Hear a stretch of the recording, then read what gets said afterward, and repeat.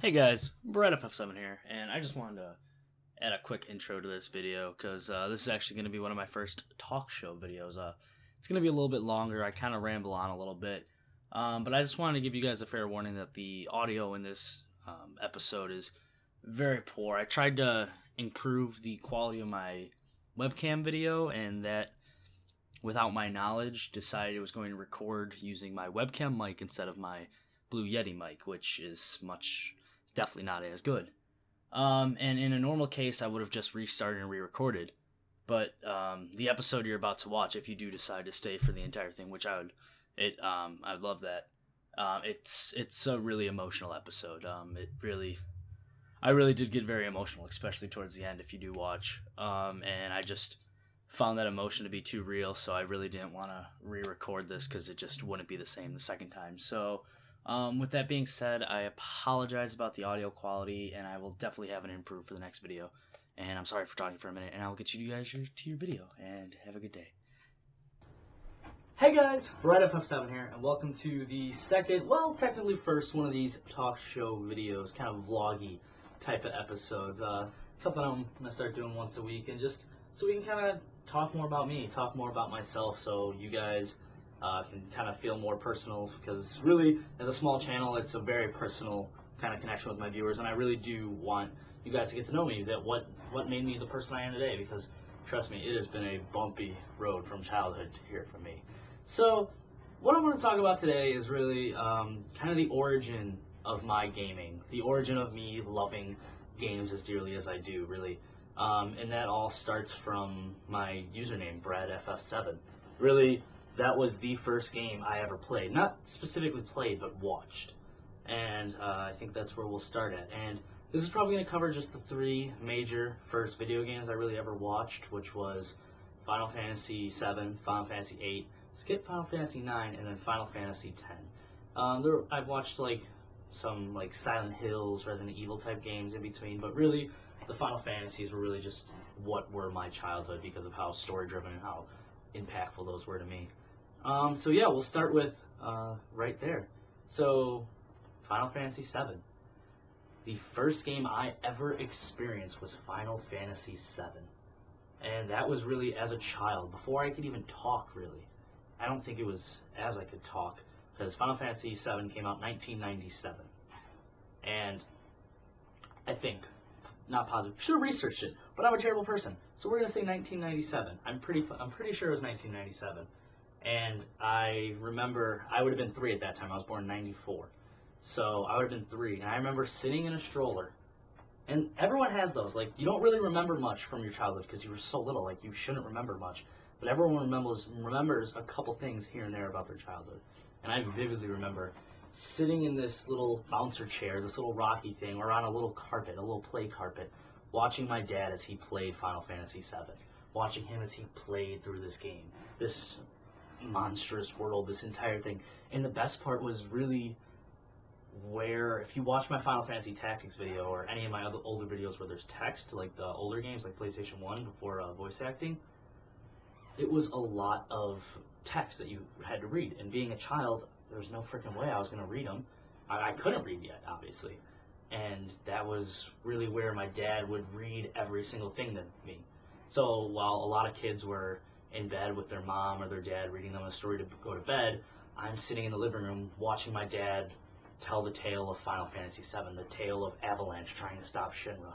And that was really, really impactful because I one day want to do Final Fantasy VII, but I want to make it special. I want that to be maybe once I hit like 1,000 subscribers or something that truly means a lot to me, because that game, I pour my heart and soul out into that. I would pour my heart and soul into that game. I want to be better, because I don't want to make it now, because I know I won't be able to properly produce it. I won't be able to make it nice enough, and I want that Let's Play to be special when that comes around. That will be special. But no, it was, I just remember sitting there on the floor watching him play this game was just gripping. I couldn't look away. He'd come home from work and I'd pull on his leg, oh, let's play Final Fantasy. I don't even know if I could talk at that time. I'm pretty sure I had words, but I don't know if it was like coherent full sentences. It was like, oh, Final Fantasy. because I'm pretty sure Final Fantasy 1 was one of my first words. I gotta ask my dad to find out when that was up there, because I'm pretty positive that was up there. And that was just really, really impactful on me. And every time I play that game, it really makes me think of my dad. And my dad is really the biggest inspiration in my life. He's really my best friend. Actually, there was a break in my videos. If you saw a couple of weeks back, he had a mild heart attack. He's better. He's fine. Just has to kind of change up his lifestyle because it's wasn't very good. But yeah, he really is like the world to me. He's my best friend. I know it's cliche to say that, but I really do love my dad with all my heart, and I don't know where I would be without him today. And he's really the one who got me into video games as a whole. He got me into Final Fantasy VII, sitting as a little kid on the ground watching him play on TV, and I just absolutely fell in love with it. Sorry, I get a little choked up. But yeah, that was Final Fantasy VII, and honestly, it was great. I'm sorry if this is kind of dragging on. When I get emotional, I kind of just stumble across words, and I'm sorry about that. These episodes might tend to get a little bit more emotional, which is fine. I like that. I'm an emotional guy. I can admit it. I don't think there's anything wrong with a guy admitting he has emotions. It's just life. Let it happen, dude. But yeah. So I remember one of my fondest memories was actually when we got to the final boss. Because my dad wasn't like this expert at video games. He just played video games for fun. He was very relaxed. He liked Tomb Raiders. He liked the Mists. I don't know if you ever played Myst. That's one game I want to play, but it's probably going to be pretty boring to Let's Play, so I got to figure out how I'm going to do that. But that's definitely on my list in the future. But, I'm sorry, my floor squeaks if you can hear that. I don't know if you can, because I'm using my webcam mic because my stupid Yeti mic, I forgot to cord it on school, so that was nice of me. Good job, Brad. I remember we didn't like grind, we didn't do like the gold chocobos, we didn't get the Knights of the Round Table, we didn't get the ultimate weapon, we didn't do much. We just he kind of like literally went from point A to point B, which was the end of the game. And I remember, so Sephiroth wasn't as easy as, I've beat Final Fantasy 20 fucking times now. So it wasn't as easy as you can really make Sephiroth, which is super easy. If you do all the side quests, if you level up really at all, you get any of the 4 times cut materia, Knights of the Round, the final boss is a joke. But that's kind of how it is in most Final Fantasy games if you grind for the most part. But no, so we made it to the end, and I remember it took them like 5 or 6 tries, because when you're kind of like under level, you kind of just go straight to the end.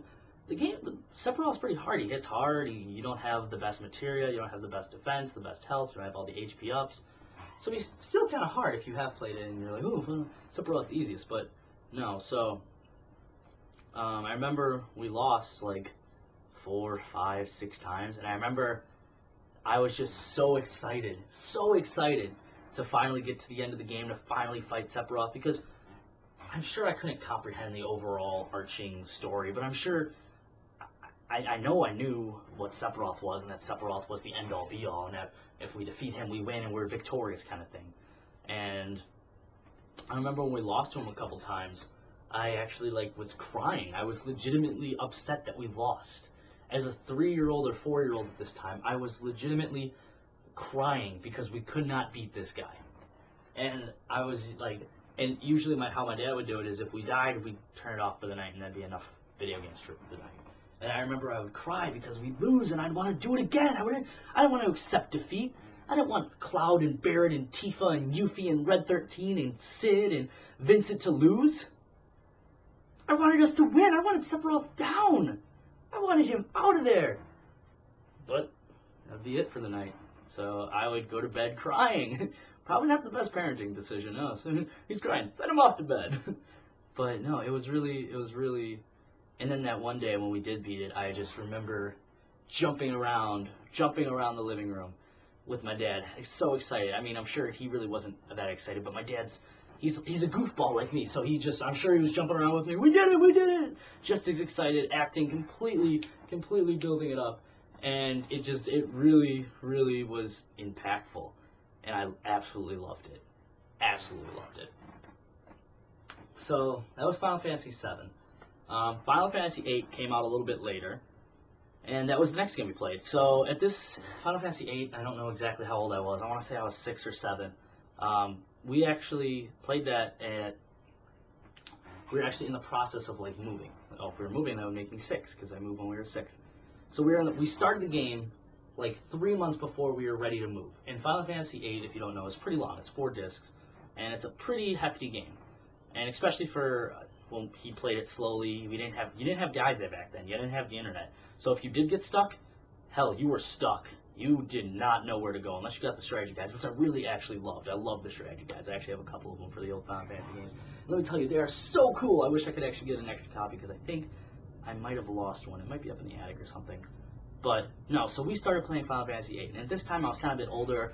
I could kind of like intermittently, he would let me like run around a little bit. I still wasn't old enough to comprehend like how to like mechanically fight or how to do the draw system and the junction and all that kind of stuff. Because let's be honest, Final Fantasy VIII isn't the highest rated, and a lot of people kind of are critical of Final Fantasy VIII. But I think because it was the second Final Fantasy in another game I truly just experienced with my father and had my father read the entire story to me and act out the characters, and that really just embedded it in me that I was in love with this game, that this game was truly, truly fantastic. So I remember we played it for about 3 months. I think we were towards the end of the second disc, maybe the start of the third disc. I don't remember exactly. But we were pretty far. And I was old enough this time where I could play simpler games. I could play Spyro. I could play Croc. One of my favorite games is actually Crash Tag Team Racing, which is, if you haven't played, is probably one of the best PlayStation 1 racing games. And I think probably the best racing game. I think it's better than Mario Kart, but that's just me personally. I loved Crash Tag Team Racing. Or was it Crash? I don't know if it was Tag Team, but it was just Crash Team Racing or something. And I remember back in the old days when you had the little memory cards, so if you would go to save in a different game, it would like ask you if you wanted to format the memory card because there wasn't enough space. And as a little 5 or 6-year-old as I was just like, yeah, I just want to save Crash Tag Team Racing, and would format the memory card. And I remember I formatted the memory card and lost our like 35 hours of Final Fantasy VIII. And I remember my dad was not too happy about that one because we were pretty far, and back then it was like, I mean, he works a full-time job. It's not like he would just hang out at home and play video games with me. No, he worked 40-plus hours a week. He owned his own business, so he was in there late, kind of would come home at 8 o'clock. So it's not like he was just doing this because he had all this free time. It was kind of like this special quality time he got to spend with his son kind of late at night before he went to bed. So when I wiped it, he kind of was upset because it's all that hard work and it's gone. But it wasn't that bad because we were moving. So we move, sorry about that, I got a phone call. So we move and we finally settle down in this new place and we get the PlayStation hooked back up, everything, and it's finally like a month after we moved in and my dad's like, how about we restart Final Fantasy VIII? So we restart Final Fantasy VIII and we're just going at it just like we were. Kind of a little bit less exciteful the second time, but it was still kind of cool because we like missed some things the first time. Like I believe we didn't get like Diablo or something the first time. Like we didn't fight them, or we missed the brothers. I don't know what we missed, but we missed something, and it was really cool just to like go back and be like, oh, we missed this. Super cool. Because again, you had no guides. You didn't know if you missed things. You didn't know if there was that hidden weapon back there or something. So we go through that, and that just I loved that game as well because I think it was just really the acting out of the entire story. It wasn't really a video game, because if it was a video game I would have just sat there, I would have saw it, I would have played it. But because I sat there and I was told a story pretty much by my dad through the characters, that's really what made it special and impactful on me, was that this whole world was given to me through dialogue before there was the time. It was pretty much like I was watching a movie almost. I sat there and I watched a movie almost, and it really did make an impact on me, and that's why I think to this day Final Fantasy VIII is still one of my favorite Final Fantasy games. And a lot of people are like, oh, Final Fantasy VIII is one of the worst. Like the PlayStation 1 Final Fantasies are like one of the worst, like 10 and below Final Fantasies, and I absolutely love 8. I know everyone's like, oh, the junction system sucks, but I loved it. I loved everything about 8. I liked the story. I loved Triple Triad. Absolutely love Triple Triad. And the thing about Triple Triad was I actually recreated a game of Triple Triad. I'm trying to see if I have a card. I'll find it one day and I'll post it up for you guys. I actually recreated a homemade game of Triple Triad. Exactly the same rules. You have the 4 numbers, and the higher number wins, obviously. And I got all these random pictures off Google. Just random, like, monsters or this and that. Black mages from Final Fantasy. And I put them on there. And I made my own Triple Triad game. Physical copies, because my dad owned a printing shop. So this was pretty easy for me to do. So I laminated them, I made them all nice. They were like real cards. And then I went to school and I sold them. I actually sold a triple triad card game in 3rd grade. I became an entrepreneur in 3rd grade and made $500 off of my grade school. $500. I sold these packs at $20 a piece. I don't know why the hell kids bought them, but they did. They bought a lot of them. And I would sell like different packs. I would sell like a booster pack, a starter pack, an epic pack. And really, it was so cool. Like, I was a 3rd grader selling people cards, and people stopped playing Yu-Gi-Oh! And Pokemon at recess, and instead they started playing Brad's Triple Triad at recess. Like, that was one of the best parts, like, most memorable parts of my childhood was in 3rd grade, I became a $500 entrepreneur businessman. Totally illegal, though, now that I'm thinking about it, because I straight ripped images off Google. I was selling on a school property. I was a lot of other stuff, but still, cool nonetheless. I actually got shut down by my principal. He called my dad, and he's like, your son can't be doing this. But long story short, my principal did not like me. I was kind of a troublemaker in grade school. But yeah, so Final Fantasy VIII really, really did mean a lot to me. And then it was a rough part of we had a little bit of marital problems, a little stuff hiccuped, and it kind of was a rough, bumpy, like 2-3 years for me as a kid. I actually also got diagnosed with epilepsy when I was 9 years old, and that's another story. I was diagnosed with Rolandic epilepsy at 9.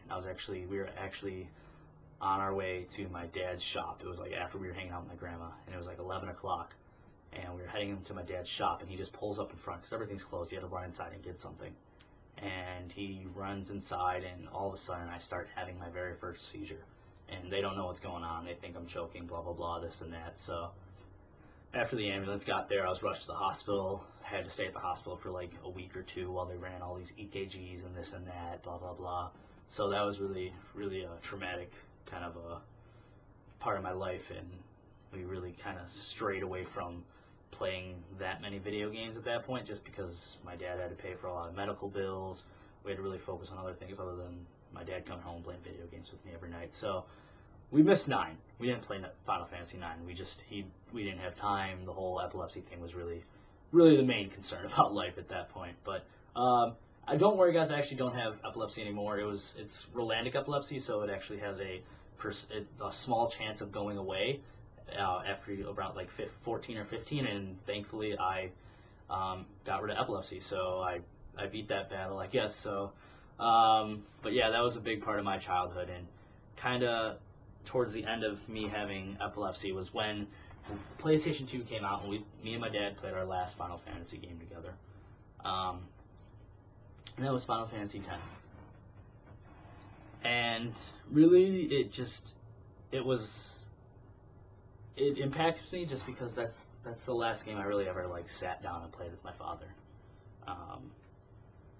We've tried to play some other games, and we've sat down, we've played like puzzle games like Myst, we've worked together to solve them, but it's just not the same as the little innocent me sitting and watching my dad play Final Fantasy, because now obviously he can't do the more fast-paced games of like, actually that's false, we played Drake's Tale.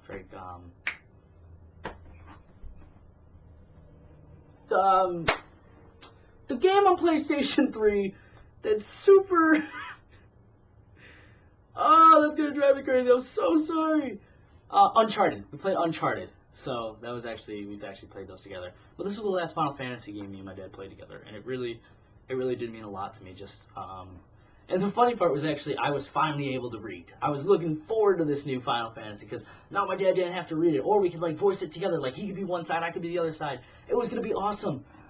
And then Final Fantasy X came around and they had voice acting. And I remember laughing because I was like, the first time I can actually read, and it's voice acted. But no, I really do remember that just because it was kind of like the end. That's kind of where like my dad passed the torch on to me from being that guy who rushed out and bought the PlayStation 1 at midnight the night it came out. The guy who pre-ordered PlayStation 2 and had his friend go and pick it up for him because he was working the night it came out. It really was the passing of the torch from my dad to me, and that's really why the Final Fantasy series has just been so instilled in my life, and why I'm so grateful for it, as pretty much, because I really don't think me and my dad would be as close if it wasn't for these games. If it wasn't for Final Fantasy, I really do not believe me and my dad would be that close. So it really is super awesome that I was able to have these experiences with my dad, and I absolutely look forward to trying to one day, when I have kids of my own, instill these same kind of things. Screw it, I'm going to play Final Fantasy VII with my kid whether he likes it or not. Alright, I'm going to put him in that stroller when he's 3, and he's going to watch me play Final Fantasy VII. And I'm going to love it. And I'm going to love it. And I hope he loves it. Because I really do think I'm the person I am today because of my dad. And because of sitting down and watching him play Final Fantasy. And it really does mean the world to me that he would take that time to play Final Fantasy with me and play games with me and just kind of instill that entertainment, that like value of games aren't just meant to be played by yourself. Games are meant to tell a story, and games are meant to bring people together, just like how the gang of Avalanche all came together to solve a common goal. And it was just, it really is just it's just meaningful, and I'm glad I have you guys to really hang out with and continue my passion for gaming that was instilled in me by my father. And it really does mean a lot that I have people who watch me and people who comment, and honestly, like, that's just the best feeling in the world. Like, there's nothing I love more than kind of trying to do what my father did to me, and that was to have fun playing video games and really entertain people that watch. And that's really what he did. He was really the first. He was the first Let's Player. My dad was the first Let's Player. I was the first viewer of his, and that really is. I've never actually thought about it that way until this moment. It's completely true. Because what I do, I sit behind a computer and I talk about the game and I read the comments, and that's exactly what he did. Yeah. My dad was the first Let's Player, and his first 3 Let's Plays were Final Fantasy VII, Final Fantasy VIII, and Final Fantasy X. And he really instilled the love of playing games, the love of Let's Playing, the love of just playing a game to entertain someone. Because you truly love that game, because you truly love what you're doing, and you truly love the people you get to spend time with and the people you get to entertain. So this video is getting a little bit lengthy, so I'll try and wrap it up. I'm sorry, I'm getting a little emotional here towards the end. So I just want to thank all you guys so much for watching and so much for supporting, and it truly does mean the world to me. It truly is just, it's fantastic to know there's people out there that care. There's people out there that'll watch my videos and kind of let me take in that role that was passed down to me by my father, and really, I'm just thankful. In all honesty, really am thankful. And yeah, so go find that person who inspired you to love video games and go give them a hug and tell them you love them, because it's really, they're the people who mean the most in the world to us, especially to us gamers. Every gamer knows why they love video games. Every gamer knows, and a lot of us gamers were inspired by someone, and it really does mean the world to me, because if I didn't sit there and watch Final Fantasy VII and 8 and 10 when I did, I don't think I'd be where I am today, and I definitely don't think I'd be making YouTube videos, and I don't think I'd be doing Let's Plays. So yeah, it really does mean the world to me. So again, thank you all so much for watching. I'm sorry the lengthy video, but sometimes it just gets emotional. I gotta just put it out there for you guys. So